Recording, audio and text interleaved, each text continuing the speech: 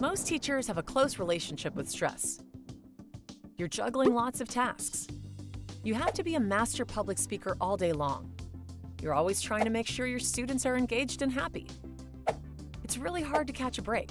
So that's why teachers need to pay attention to the habits they develop in response to stress. Even though we can't avoid stress in teaching, we can look out for ourselves if we learn how to analyze our habit loops so that we crush habits that make stress worse and also create habits that increase our well-being. Let's start with a common stress-induced habit that affects teachers' physical health: using energy drinks to get through the day. Feeling exhausted at the end of every tough school day is the cue that starts Miss Newman's habit loop.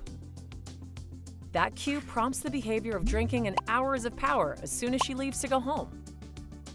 She gets the satisfaction of feeling more alert and energetic so she can catch up on grading and get ready for the next day. But there are negative side effects. Sometimes it makes Miss Newman feel jittery and it disrupts her sleep. And the money she's spending on hours of power is adding up. So, in response to that same cue of feeling exhausted, she can replace it with a new behavior: doing a 15-minute exercise or yoga video. It still gives her the same satisfaction of feeling more alert and energetic, but without the negative side effects. We can also use the habit loop to improve our mental health. Let's look at the habit of black and white thinking. When we rush into black and white thinking, we judge things in extreme ways, like failure or perfection, useless or essential, evil or angelic. But most of the time, black and white thinking isn't accurate because most situations aren't all bad or all good. They fall somewhere in the gray area. But we engage in black and white thinking because we evolved with the instinct to judge situations as safe or dangerous in a split second, so we could save our lives. However, we often apply black and white thinking to social situations too, even though it's not usually a matter of life or death. Black and white thinking can make us feel like we're in a fight or flight situation, which can flood our bodies with stress hormones that make us feel run down over time. Let's see how an example of black and white thinking in the classroom follows the habit loop. Distracted students create the cue that prompts Miss Newman's habit loop. It prompts the behavior of black and white thinking. She jumps to the conclusion that her students as a whole think she's really boring. The satisfaction comes from removing the uncertainty about the situation. She'd rather judge it than keep her head in the sand. But this has the negative effect of making Miss Newman feel down on herself. So she thinks that she's lost her students' attention for the rest of the year. But what she's really lost is a sense of perspective, which she can adjust.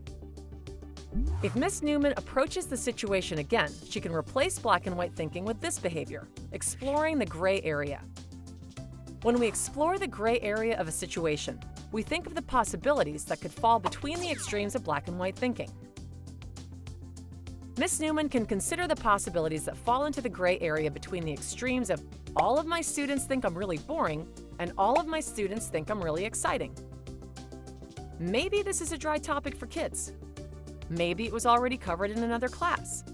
Maybe she needs a better method for teaching it. Maybe there are social distractions going on.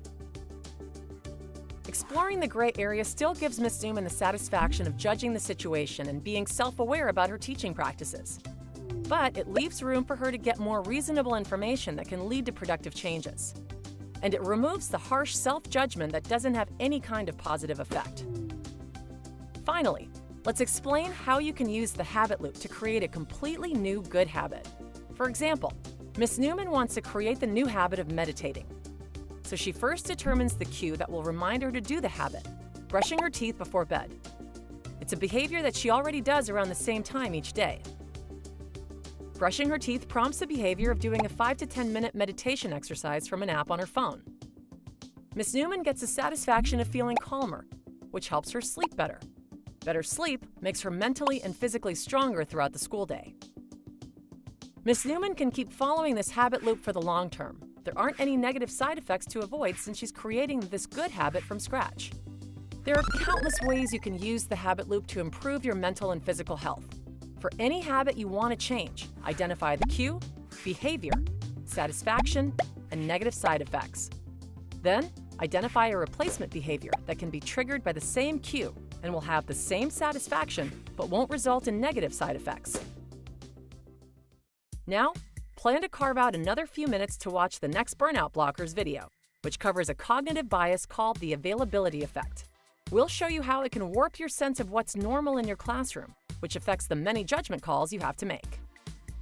How I Decide is an educational nonprofit dedicated to improving the ways people make decisions. If you like what you learned in this video, check out what we can help you teach your students. Our Habit-Wise and Mindful Choices programs bring positive structure to their daily routines to help them manage life's stressors and make better decisions. Go to programs.howidecide.org to get free access to the lesson materials.